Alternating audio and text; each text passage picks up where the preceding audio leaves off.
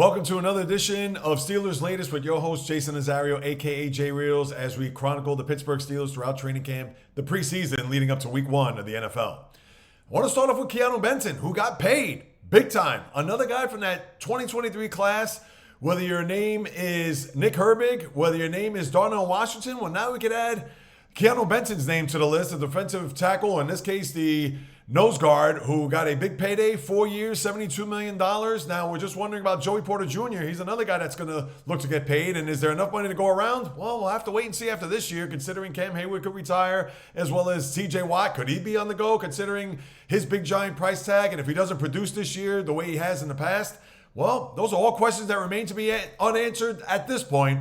But all we do know, the one answer, is that Benton is signed here for the long run. He gets the big payday, and he's a guy that certainly has improved here over the years. Coming out of Wisconsin, obviously teammates with Herbig, dating back to being a Badger, and now with he and Herbig part of the mix here over the next 4 years. And of course, they celebrated and thought back on their journey to this point, having to deal with a lot of the doubt and maybe even who knew what was going to happen with their careers. And sure enough, here they are. They're not only drafted by the same team, but now they're going to be moving forward as a big part of this defense. But with Benton, he's our Jalen Carter. Think about this. From the team that's across the state there in Pennsylvania. Now, listen, if he could be anything close to Jalen Carter without the attitude, we know Jalen Carter could sometimes go a little bit to the left or to the right. We saw that on opening night last year, spitting in the face of Dak Prescott before one play was even snapped for the 2025 season. And certainly we do not want to tolerate with any type of behavior like that. But Benton could be that guy that could get that pressure up the middle, give these centers and try to get through that A-gap, and a guy that could certainly benefit from having Cam Hayward as well as the number one pick from last year, Derek Harmon, in the mix. And I'm sure he's learned a lot from those guys, in particular Hayward. We know that Harmon is still trying to get his feet wet now in year two of being a Pittsburgh Steeler. But for Benton, who has made some splash plays, a guy that likes to get into the backfield, gets a lot of thrown for losses, had gotten 5.5 sacks last year, so he could only improve on that. Hey, could we even reach double digits? Again, Jalen Carter status, Pro Bowl, All-Pro. All right, maybe a little bit too much at this point. We got to wait and see how he's going to perform and certainly mature going into this year. But I certainly like the signing. Now, we're going to have to wait and see whether or not he's going to benefit from that. And we would think he would, considering that he's been improving every year since he's been a Steeler, dating back 4 years ago. Now, it's going to be his fourth year, so we'll say 3 at this juncture. But for Benton, I'm happy for him. And listen, I know I mentioned the Jalen Carter. It's not a comparison, people, by any stretch. I'm not doing that. But if he could play similar to what we've seen, the way he's played, being an all-pro type player, a disruptive, a very effective player that we've seen here over the last 3 years, but now getting the bag and knowing that he's going to have to contribute even that much more, is there a lot of pressure that's going to be put on him to produce, to be the guy that's going to not only anchor that defensive line, but knowing that Cameron Hayward is slowly but surely on his way out, and Harmon is a guy that is just getting his feet wet? Could Benton be a guy that could be a leader and someone that could rise to the occasion, especially in those big division games or big games that they're going to need late in the season in order for them to maybe secure a division or, dare I even say, win a playoff game, please, finally? But anyway, with Benton, I am happy for him and hope that he remains healthy throughout the course of camp, preseason, to get himself primed and ready for week one when the Falcons come to town to start off the 2026 season. So that is number one, and I'm sure that a lot of Steelers fans were happy to see him get the bag and hoping that he could certainly produce big time for the Steeler team and especially that defense here for this forthcoming year. Now, the next thing I want to get into, fireworks. Wait, 4th of July? Oh, we understand that was about 6 weeks ago. There were fireworks in camp there the other day where we saw tempers flaring, and it's the first time we've heard of that here throughout the course of training camp. And listen, is that the norm? Do we see a lot of that throughout, especially with players that are trying to make the team? In particular, Robert Spears-Jennings, a guy who was drafted in the 7th round that is looking to make his mark. And even though I know there was even a bit of an eye roll or side eye when it came to the guard Mason McCormick and Landon Roberts, who just came back and re-signed with the Steelers here for a year, where Roberts got in the face of one of the young wide receivers and McCormick just stepped in to say, hey, leave him alone, taking some space for the offense to where he's going to protect his guys at all costs. And McCormick being an anchor on that offensive line, knowing that he stepped into the face of a Landon Roberts, not that I got anything where it spiraled out of control. But for the scrum that happened there, and that's something that you like to see. You want to see some fire. You want to see players that are going to go out and fight for a job, that they're just not going to think that because they got drafted into the NFL and here they are trying to find their way around that, oh, I'm going to make the team.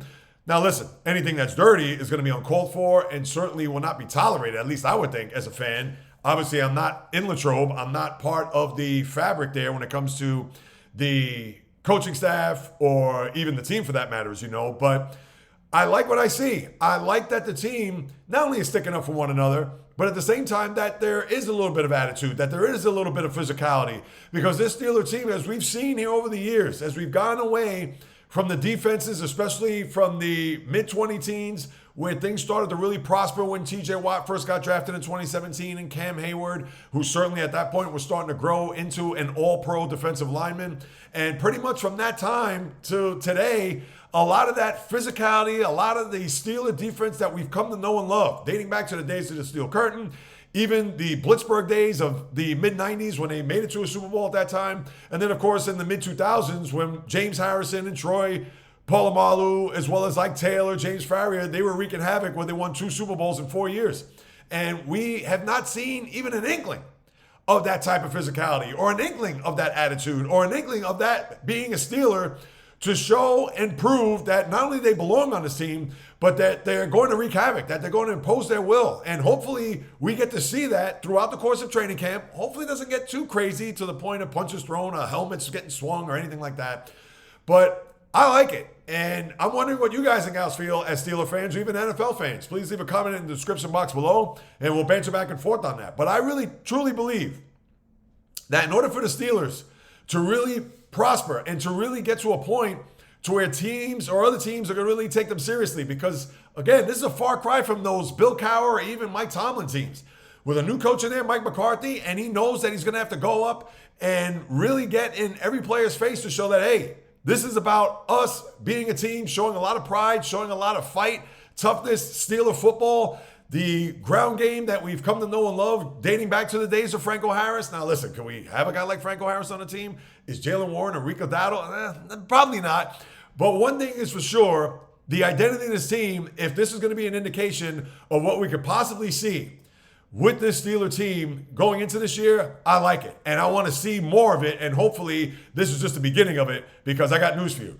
If this is going to be what we've seen here over the last few years, oh, geez, heaven help us, because the Steeler team certainly isn't going to learn from their mistakes or even their misfortune for that matter.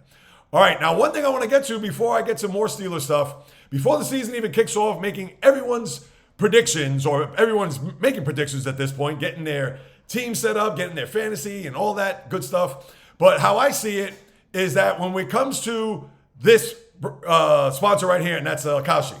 So now as we get to really unpack what we're going to discuss, can the Steelers win 8.5 games as they're projected to win here in the upcoming season? Or even better yet, who wins the division? Who makes the playoffs? Who's lifting the trophy at season end? Well, on Kalshi, America's #1 prediction market platform, you can trade those predictions in a live market. So to go back to what I was referring to as far as the over-under win totals, can the Steelers win at least 8.5 games this season? Now, the trend is to actually take the under, which you would actually get more money. So in this case, if you meant in a $100 trade, it could pay up to $145. But that's, again, if you're taking the under. Where if you take the over, you'll probably get around $115. Either way, you'll win whether you take the over or under. You may win more if you happen to think the Steelers are going to not get to 8.5. They may get to 8 at the maximum for those who believe that the Steelers aren't going to get past that. But anyway, it's up to you to decide. On Kalshi, you're trading against peers in a live market, meaning there's no house. And as the probability changes, you can buy in and out of your position. Trade the draft pick, the game, and more on Kalshi. Download the Kalshi app and use the code FANARCHFOOTBALL to get $10 when you trade $10. That's KALSHI, Kalshi, trade on anything. 18 plus only, restrictions and eligibility requirements apply. Event contract, trading involves risk and may not be suitable for all investors. Kalshi products are not available in all jurisdictions. Prices, values, and available markets may differ from those mentioned. For more information, see kalshi.com/regulatory. All right, now as we get on to the next topic here, and what I want to get into is Caden Weejan. when you see his name, you want to say Wetchin, but it's Weegan, people, I promise you.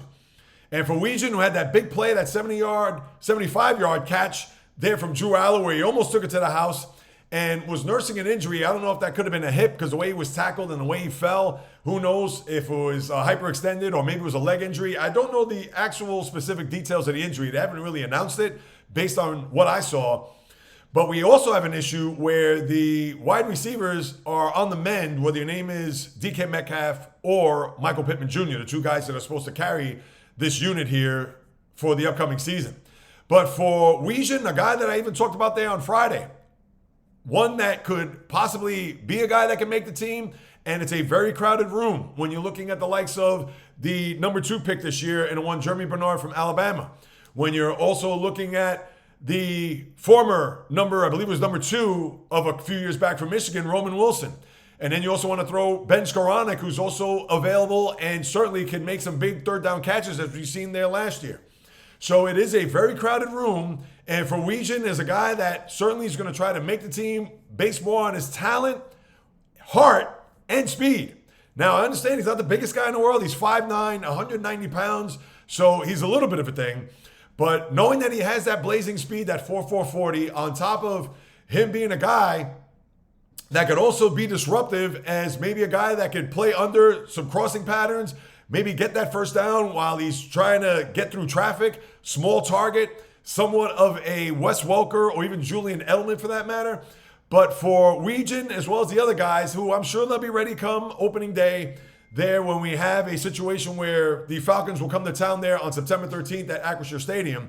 But for me, Weegan is a guy that I want to continue to look at here throughout the course of preseason. Now, he only had the 2 catches there the other day. I talked about that on Friday's episode. But for the unit overall, we have to hope that everybody remains healthy. We would think that with the game coming against the Jets this Thursday, that you're not going to see Metcalf or even the likes of Michael Pittman Jr. as well. And who knows if even Weegan's going to play. But I would think Weegan, a guy that is certainly just trying to find a way in to continue to knock down that door where the opportunity is certainly staring him right in the face.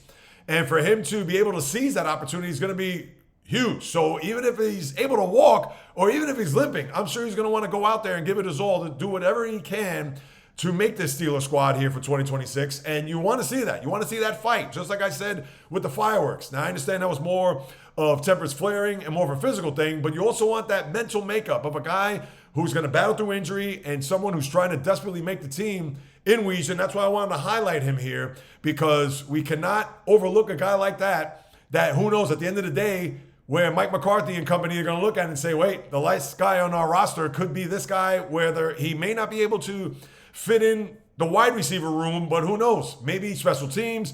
Maybe he's a guy that's going to be a gunner when it's all said and done. I understand it's not a bit of a thing, but this is how players get their starts. Look at Hines Ward when he got drafted. And Ward was a guy that certainly made his way up the ranks, starting off with the special teams unit as a guy going out there on punt returns, looking to see if he could be one of those wedge guys to get the tackle. And what did Hines Ward amount to be? One of the greatest Steeler wide receivers of all time and a borderline Hall of Famer. So not to compare Weegan to Hines Ward, but hey, these are how these wonderful stories are built. And hopefully for Weegan, he'll be a guy that will certainly get another opportunity here, as we would think, provided that he's healthy, in order for him to make this roster. And then finally, the one guy that I targeted when I talked about the cornerbacks last week was Asante Samuel Jr. And I even said, if he could be even half of what his father once was, the old Patriot cornerback, as you recall, that would be a boon. And considering Joey Porter, who we talked about at the beginning, still looking to secure his bag, but he has not been able to participate in any practices due to the balking back that he has. And hopefully it's not anything that's going to be lingering. We know backs are debilitating. And for Porter, let's see if he gets any type of burn there, maybe in the 3rd preseason game before they shut it down, rest up for 2 weeks, and have the season opener there, as we talked about. But for Samuel, here's a guy that's been arguably the most impressive guy in camp. And even Mike McCarthy has called him his favorite player. So for Samuel, who's gone in there and battled against DK Metcalf in practice and has made a lot of pass breakups and certainly has been active and involved there as far as being a guy that is fighting for his supper. Now, he did sign a 1-year, $4 million deal, but I'm sure he realizes that with Porter right now on the shelf and on the mend, and for Asante Samuel, knowing that, as I've said before, with Weegan. This is your opportunity to shine. This is your opportunity to show the coaching staff, the defensive backs, coaches, etc., that you mean business, that you want to try to take that spot if you possibly can, or if not, it will be good enough for him to at least be a guy that can maybe work a nickel, maybe in dime, be a part of one of the Steeler packages that the defensive coordinator, Patrick Graham, I'm sure is cooking up as we speak. But for Asante Samuel Jr., hopefully his trajectory continue and is trending north as far as not only making the team, but being an impactful player. Because the Steelers, as we all know, their secondary is going to need it in the worst way, especially if Joey Porter Jr. does not start the season here in the lineup with the Pittsburgh Steelers. So just something to keep in mind as we move it along here. And for more Steelers content on a day in, day out basis, hit that subscribe button, people. And of course, if you have any comments, do you like what you hear? Do you disagree, agree, want to debate? Please do so. The description box below, or I should say the comment box below. And I'll be more than happy to follow up with you guys and gals. Another episode of Steelers Latest with your host, Jay Reels, signing off. And until the next video, on the flip.